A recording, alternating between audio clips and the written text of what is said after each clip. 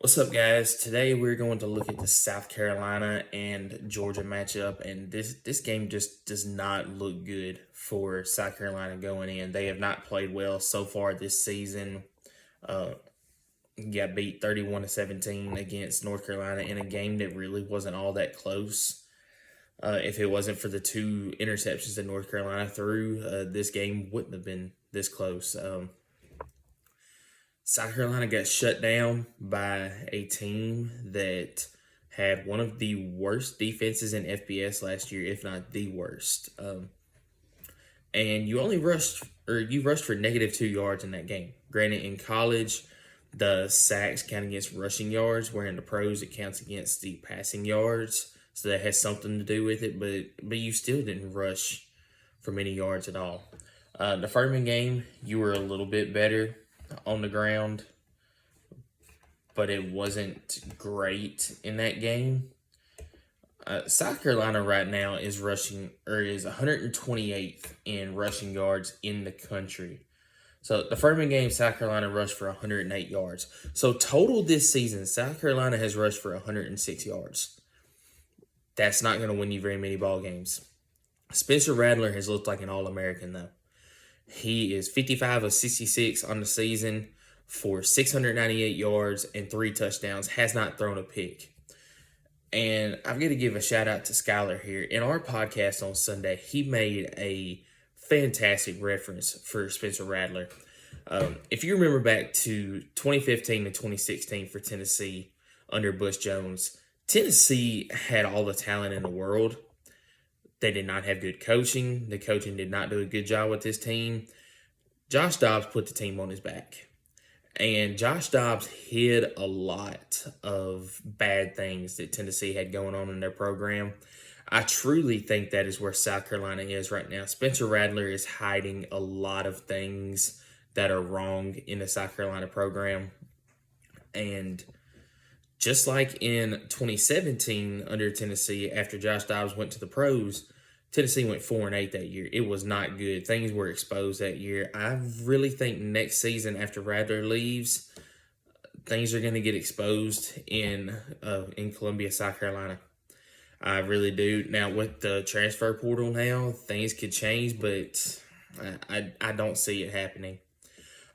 Georgia, we don't know a ton about this year. We know they're the two-time defending national champions. They lost Stetson Bennett. Carson Beck looks pretty good this year so far. But Georgia to this point has not played a team that we can learn a lot about what's going to happen this year for Georgia. Now, Georgia has got the playmakers on both sides of the ball. They've still got an elite, and I mean elite defense, especially in the secondary.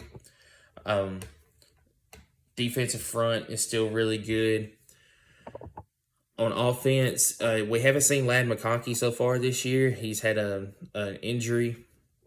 Brock Bowers is still Brock Bowers. You've got Mekhi Muse stepping up in the wide receiver spot right now. The running back room is going to be fine. They've had a lot of injuries going into the season, but they're still going to be fine. So we really don't know a lot about Georgia right now, other than all Carson Beck has to do is just manage the offense because they've got the guys that they need. Defensively, I'm not really concerned about Georgia, except a common theme I've seen in the 2 games that they have played against UT Martin and against Ball State is they are missing a lot of tackles on the first attempt, whether that be the team that they are playing having some good skill players making good first moves, or whether that be Georgia flying to the ball and just not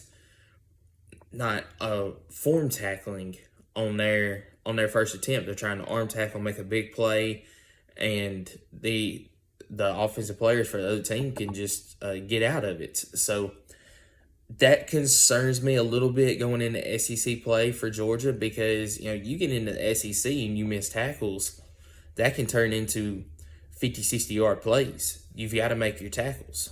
I mean, every team has problems tackling at some point, but it concerns me for Georgia that they're missing so many of these tackles against teams like Ball State and against UT Martin. Because like I said, when you do get against SEC competition, it can come back to hurt you in a big way.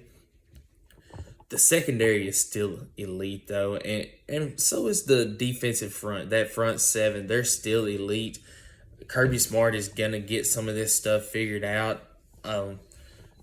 Offensively, Georgia, if they get into a game like they did against Ohio State last year that is just, I mean, going blow for blow, score for score, that is where I don't know if Georgia wins the ball game. I think their offense is good, but I don't think they can get into one of these high-scoring affairs and win the ball game. But if it comes down to a knockout, drag-out, punch for punch, kind of a old-school type football game, Georgia's going to win that all day long. They've got the team that can do it, and they will do it. I think to this point right now, they will go 3 straight. But they look beatable this year to this point. But we haven't seen them against a really, really good team. I don't know how much of a test Georgia is going to get this weekend. I think the spread right now is 27.5 against South Carolina. I think that's about where it's going to be. It's going to be about a 4-score game. It could be more.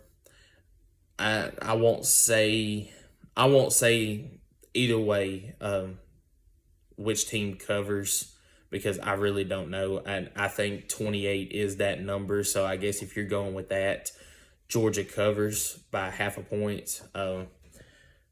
We'll see where this game goes after Saturday, but it's going to be one of the worst SEC on CBS 2:30 Central Time games that we've seen.